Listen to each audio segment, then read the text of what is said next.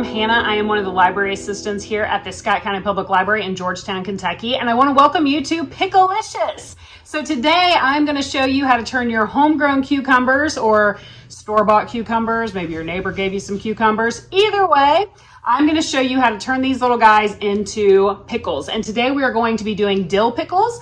But I just want you to know you're going to see how super easy this is if you've never done it before. And you can also do bread and butter pickles or sweet pickles, but we're going to do dill. And you can do the store-bought where you buy a packet of it, which is actually what we're going to be doing here today. But you can also do the kind where you mix up your own spices to create kind of your own little recipe for your pickles.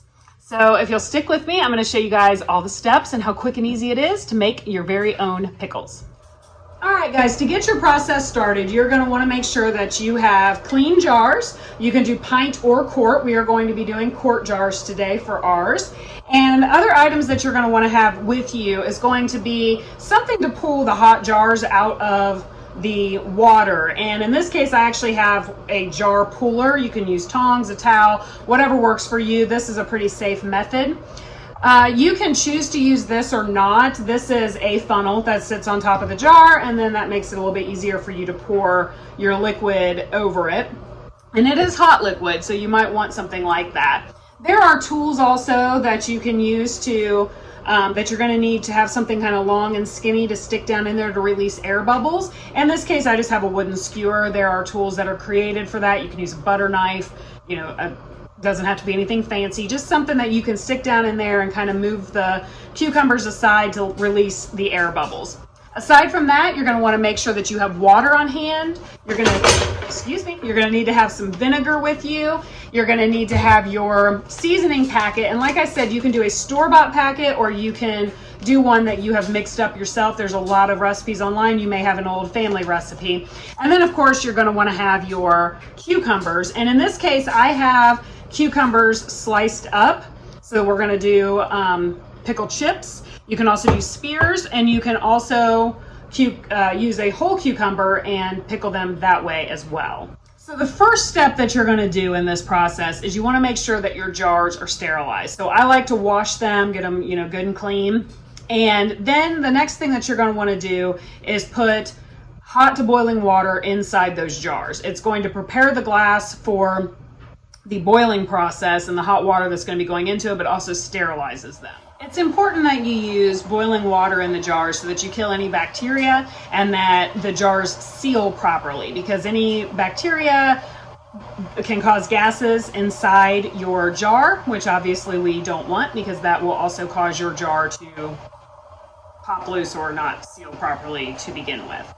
So one other thing to keep in mind when you're doing this is you're going to mix up your packet. If you buy a packet from the store, it is going to give you your directions on the back of it, exactly what you need to mix with it. It's usually just water and vinegar, and you just follow the directions, exactly what it says.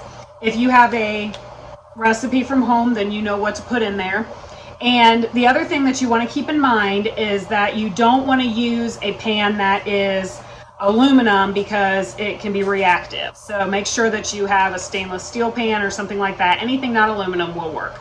So the next thing that we're going to do after we have poured, we've already put the boiling water into our jars. They are going to sit in the hot water. You can just leave them sitting there while you do the next steps. So the next thing that we're going to do is start mixing up our seasoning packet with our water and our vinegar. So hang tight and we'll be right back for that step. Okay, so while your mixture is boiling together and doing its thing on the stove, you can go ahead and pack your jars. You can take the hot water out of them and start packing your jars with your sliced or speared cucumbers, or like we said, your whole cucumbers. So go ahead and get those packed in there. You want a good amount in there. You want them packed in pretty tight, but you also don't want them so tight that air can't escape and you can't just, get a pickle out of there. So once you've got those all packed in, then you're going to take your funnel, and that's going to sit right down on top of your jar, and then you just proceed to pour your mixture over this. And what you want to do is give about a 1/2 inch of head space at the top. So that means you just want to give a 1/2 inch of space at the top of there. All right, guys, so this is our mixture all ready to go to be ladled into our jars. So you just want to take, your typical kitchen ladle and you fill that up, and it's kind of a messy process. And I will tell you that the stuff does stain a little bit. So you just pour that right into your funnel. Makes it a lot less messy when you have the funnel, so you're not spilling it everywhere. I do recommend having a kitchen towel underneath your jars, just because it can damage your countertop, or just use a trivet, something like that. And you just go ahead and fill your jars up.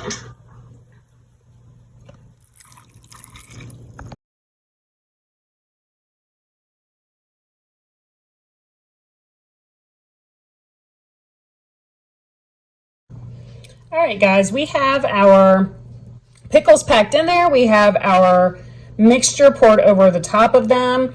We have about 1/2 inch of headspace here at the top. And now we are just using this stick to push down in there and release some air bubbles.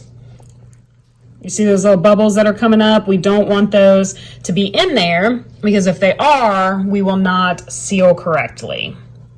So as long as you are seeing those little air bubbles,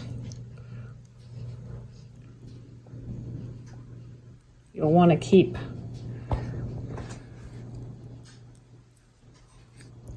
doing this. And just so you guys know, I don't think I mentioned it earlier, the cucumbers were of course washed and cleaned up before this whole process. The lids that we'll be putting on here were also scrubbed down. Let's kind of see those air bubbles coming up on the side. We want to make sure those are out of there. Also, in the meantime, while we're doing this, we do have the water in our water bath starting to boil.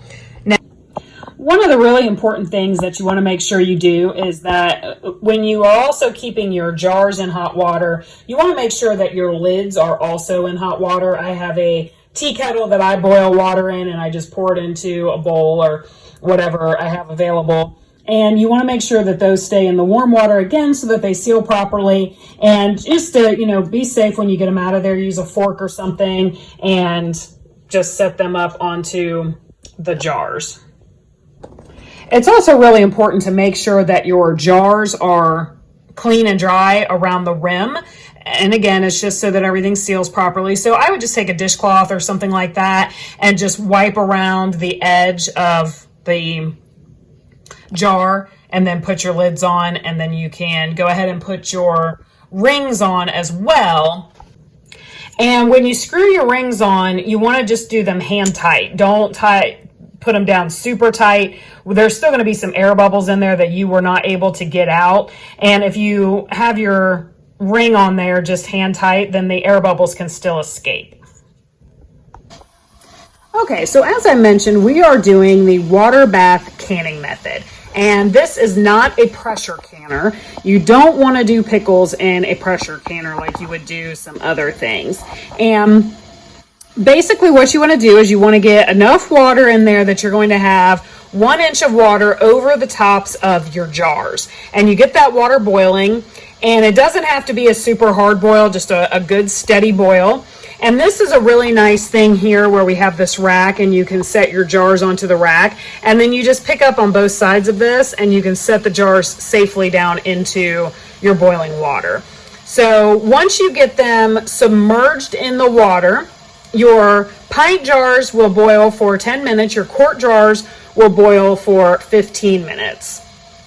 Once that time has finished, you're going to remove the lid, which is currently laying over here, and you set that safely aside, and then you turn your heat off, and you allow the jars to sit with the lid off for approximately 5 minutes before removing them from the hot water.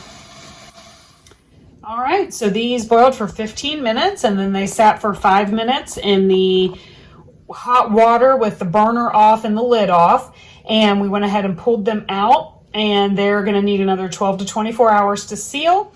Okay guys, that is how you make pickles at home from your very own cucumbers. So the other things that I want to make sure that you keep in mind is that once you take the jars out of the boiling water, take them out with your lifter, don't hurt yourself, and set them, on a trivet or on a tea towel, something of that nature, and let them sit for 12 to 24 hours. In that time, they should seal. You can test your seal pretty easily. You'll hear a pop and you'll know that that means that they have sealed properly. If you push down on the lid and it kind of comes up and down, it is not properly sealed. It should just be indented, and it's not a super obvious indent. It just should not pop up and down. The other thing that you can kind of do, maybe it did seal down and it doesn't have that pop-up effect, but you want to test it just to be sure. You can unscrew the ring and kind of very gently pull up on the edge of the lid. It should not come up easily. So if it does, it is not properly sealed. In the event that they did not seal properly, you can put the jars in the refrigerator and still eat your pickles within the first week. They'll be perfectly fine. So you just won't be able to eat them a year from now. The other thing that you want to make sure you do is write somewhere on there on the lid, or make a little label, something like that, saying what it is that you have made, and make sure that you put the date on it so that when you do pull them off the shelf a year from now, you know just how old your pickles are. So I hope that you guys got something out of this. If you have any questions, just shoot me an email. It's hanna@scottpublib.org, or you can comment in the comment section here. And we appreciate you guys watching today. Again, I am Hannah with the Scott County Public Library in Georgetown, Kentucky, and happy pickling.